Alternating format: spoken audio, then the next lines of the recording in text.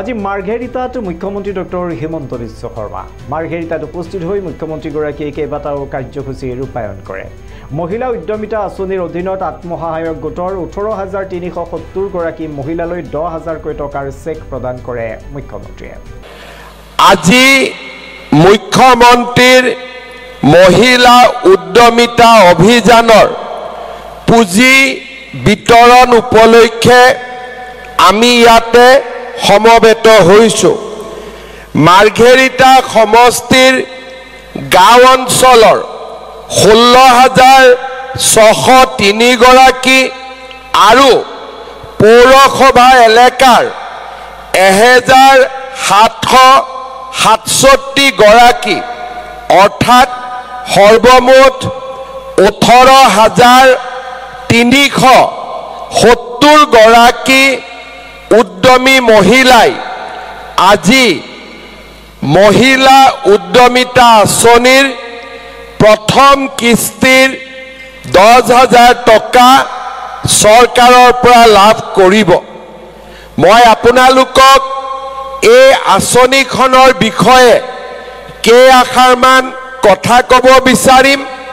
মই বেছি দীঘলকৈ এই কাৰণেই নকওঁ যে আপোনালোকে চেকসমূহ লৈহে আজি ঘৰত যাব লাগিব, নহ'লে ঘৰৰ মানুহে আকৌ সুধিব যে চেক ল'ব আহিছিলি, চেক নাই দেখোন, হয়নে নহয়?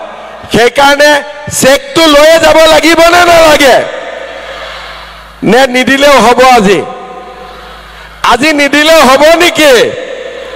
আজিতো চেক ল'বই লাগিব, হয়নে নহয়? যোৱা পৰহি দিনাখন আমি নলবাৰীত চেক দিছিলোঁ, যোৱাকালি আমি জাগিৰোডত চেক দিছিলোঁ আৰু আজি আমি মাৰ্ঘেৰিটাত চেক দিম। আনহাতে মাৰ্ঘেৰিটা পৌৰসভাৰ 10 নম্বৰ ৱাৰ্ডত নিৰ্মাণ কৰা জাবৰ নিষ্কাশন প্ৰকল্পৰো উদ্বোধন কৰে মুখ্যমন্ত্ৰীজনে। 6 কোটি টকা ব্যয় সাপেক্ষে নিৰ্মাণ কৰা হৈছে এই আধুনিক আৱৰ্জনা নিষ্কাশন প্ৰকল্পটো। লগতে মাৰ্ঘেৰিটাত নৱনিৰ্মিত অটল বিহাৰী বাজপেয়ী ভৱনো মুকলি কৰে মুখ্যমন্ত্ৰীয়ে।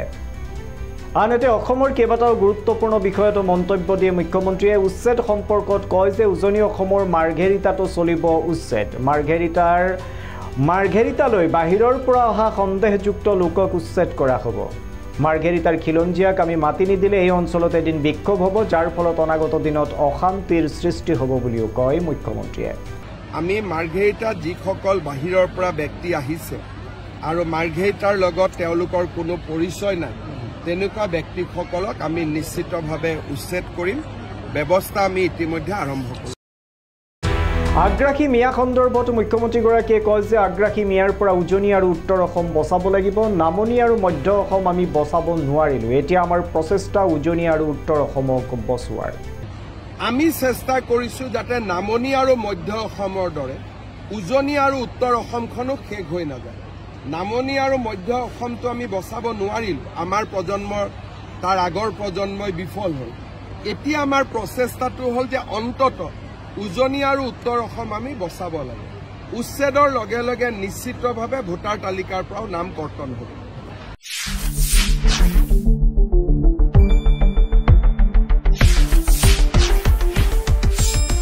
শুদ্ধ আৰু বিস্তৃত বাতৰিৰ বাবে চাই থাকক নিউজ ডেস্ক ৰিপৰ্ট।